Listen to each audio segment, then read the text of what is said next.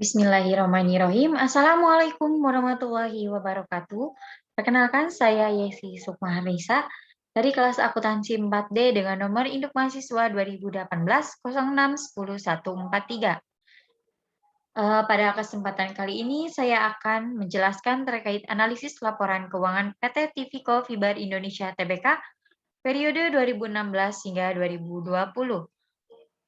Video ini ditujukan untuk memenuhi tugas akhir mata kuliah analisis laporan keuangan dengan dosen pengampu Bapak Syarul Saripudin, SEMM. Pada video ini terdapat 8 poin pembahasan yang dibahas, yaitu pertama profil perusahaan, kedua analisis perbandingan, ketiga analisis rasio, lalu keempat analisis common size, kelima analisis trend, keenam analisis DuPont, 7 analisis cross section, dan yang terakhir yaitu analisis time series. Baik, langsung saja ke pembahasan yang pertama, yaitu profil perusahaan. PT Tivico Fiber Indonesia ini didirikan dengan nama PT Teijin Indonesia Fiber Corporation pada tanggal 25 Oktober 1973 dan pada tanggal 1 Juli 1976 perusahaan mulai beroperasi secara komersil. Perusahaan ini berpusat di Jalan MH Tamrin, Paninggangan, Pinang, Tangerang. PT Tivico bergerak di bidang industri polister dengan memproduksi berbagai produk polister seperti biji polister atau polister chip, lalu serat polister atau polister staple fiber, dan benang polister atau polister filament yarn, serta melakukan ekspor maupun impor bermacam-macam serat dan benang lainnya. Perusahaan ini memperoleh pernyataan efektif dari Bapepam untuk melakukan penawaran umum saham perdana atau IPO kepada masyarakat sebanyak 1.100.000 lembar saham dengan nilai nominal Rp1.000 per saham dan dengan harga penawaran sebesar Rp7.250 per saham. Saham-saham perusahaan dicatat di Bursa Efek Indonesia pada tanggal 26 Februari 1980 dengan kode TFCO. Lalu untuk pembahasan yang kedua yaitu analisis perbandingan. Analisis perbandingan ini dilakukan untuk mengetahui perkembangan keuangan perusahaan dari tahun ke tahun dengan cara membandingkan pos-pos dalam laporan keuangan selama 2 tahun atau 2 periode maupun lebih.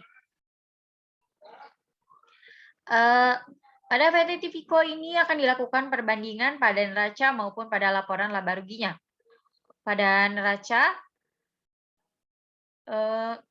yaitu pada komponen aset, komponen liabilitas, maupun komponen ekuitasnya.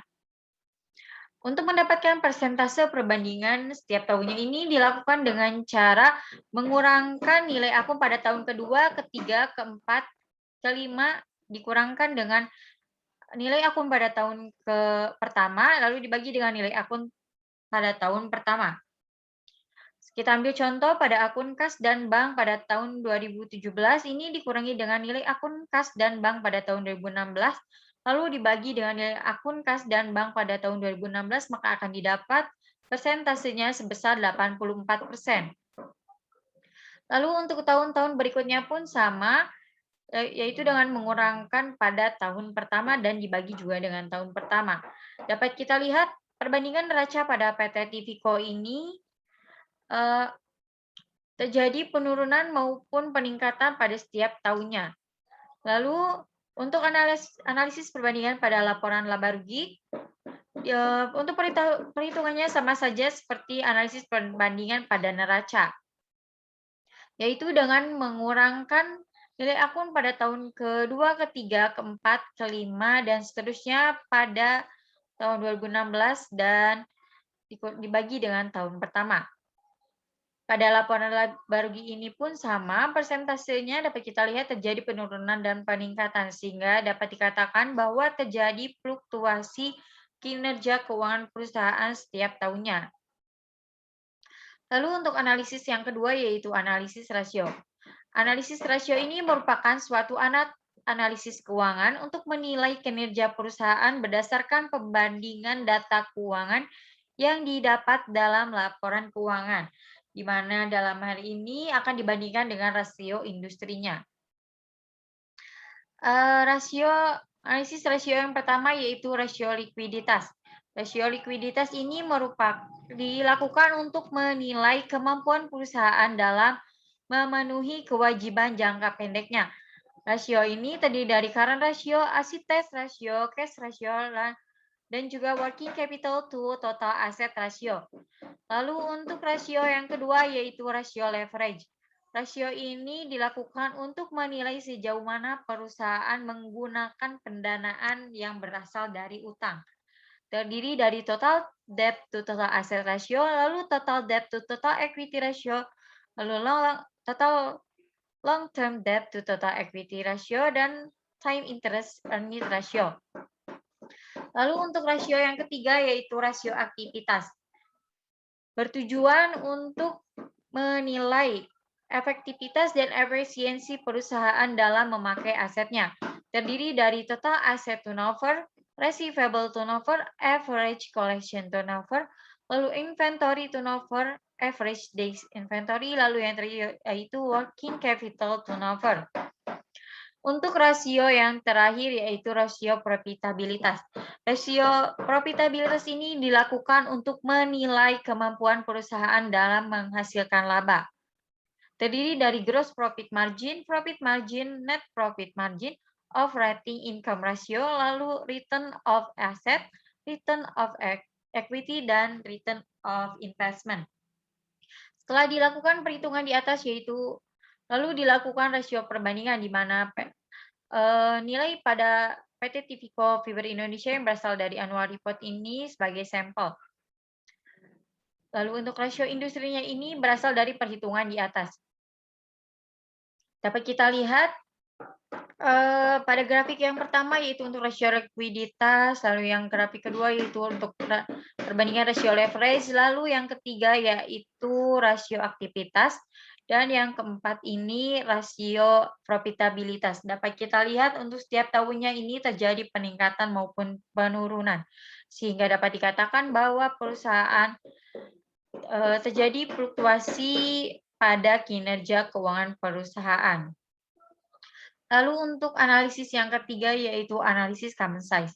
Analisis common size ini bertujuan untuk mempermudah pembaca laporan keuangan dalam memperhatikan perubahan yang terjadi dalam laporan keuangan. Untuk analisis common size ini dilakukan pada neraca maupun pada laporan laba rugi. Pada neraca sendiri untuk melakukan analisisnya yaitu setiap akun-akun yang berada dalam komponen aset akan dibagi dengan jumlah aset, lalu untuk komponen liabilitas dibagi dengan jumlah liabilitas dan ekuitas, dan juga untuk komponen ekuitas ini dibagi dengan jumlah liabilitas dan ekuitas. Lalu pada laporan laba rugi, semua akunnya dibagi dengan jumlah pendapatan. Lalu selanjutnya ada analisis tren. Analisis tren ini dilakukan untuk melihat tren atau kenaikan maupun penurunan komponen dalam laporan keuangan dari tahun ke tahun. Analisis tren ini juga dilakukan untuk menilai kinerja perusahaan.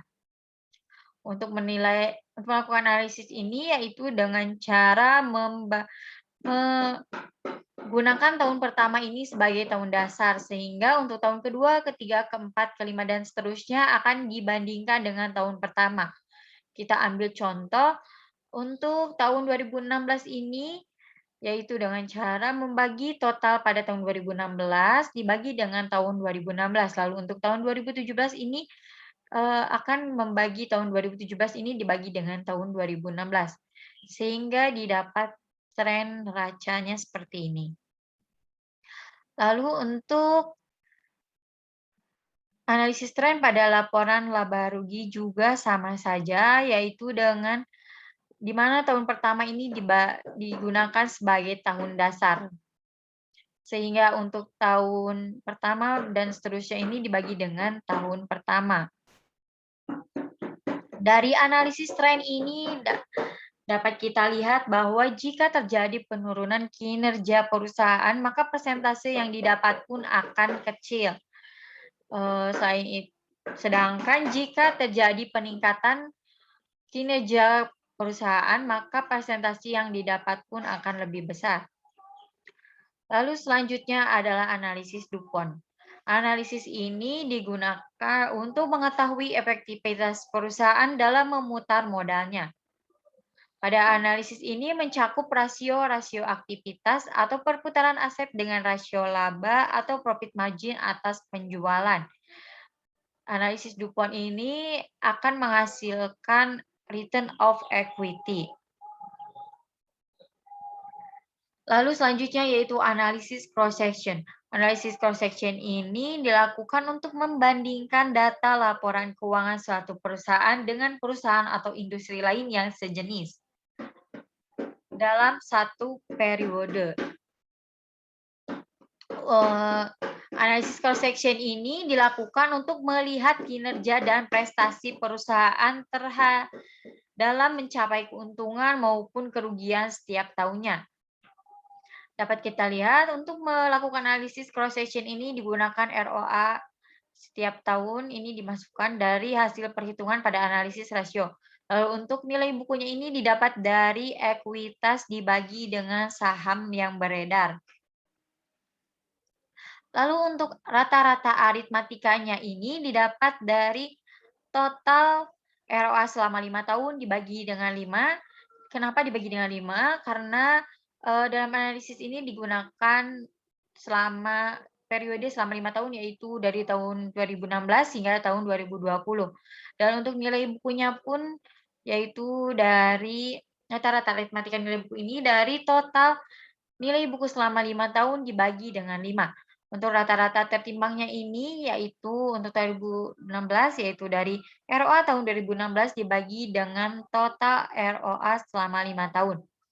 Lalu untuk rata-rata tertimbang untuk nilai buku tahun 2016 ini yaitu nilai buku tahun 2016 dibagi dengan total nilai buku selama 5 tahun.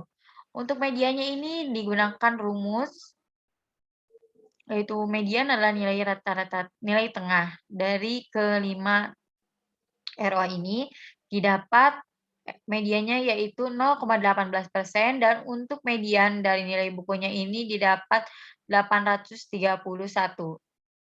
Lalu selanjutnya untuk analisis time series.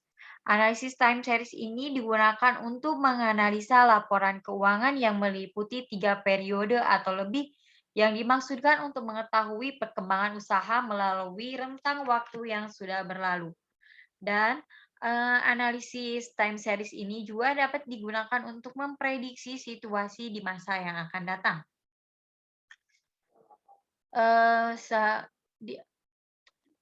Karena analisis time series ini hanya pada PT TV Coffee Bar ini dimasukkan ROA perusahaan dan ROA industrinya pada yang didapat dari analisis rasio yang sudah dilakukan. Sehingga dapat kita lihat pada grafik bahwa terjadi peningkatan maupun penurunan selama periode tersebut. Lalu untuk analisis tren pada penjualan ini dilakukan dengan menggunakan metode kuadrat terkecil. Di mana untuk melakukan analisis ini dibutuhkan informasi penjualan selama periode tersebut. Dari metode kuadrat terkecil itu didapat persamaan trennya yaitu Y sama dengan 193.763.193 ditambah minus 10.285.098 X. Sehingga persamaan tren ini dimasukkan pada perhitungan data Y. Sehingga didapat dari hasil perhitungan tersebut untuk tahun 2016 perjualannya itu sebesar 186.376.830, lalu untuk seterusnya dapat kita lihat. Untuk hasil ini dapat kita lihat, analisis tren ini dapat kita lihat dari grafik. Dari grafik ini dapat kita lihat track record peningkatan maupun penurunan dari laporan keuangan setiap tahunnya. Sehingga dari grafik ini perusahaan dapat menentukan hal apa saja yang dapat dilakukan di masa yang akan datang agar menghasilkan keuntungan. Baik, baik. Sekian video presentasi dari saya. Untuk kurang lebihnya mohon maaf. Wabillahi taufik walhidayah. Wassalamualaikum warahmatullahi wabarakatuh.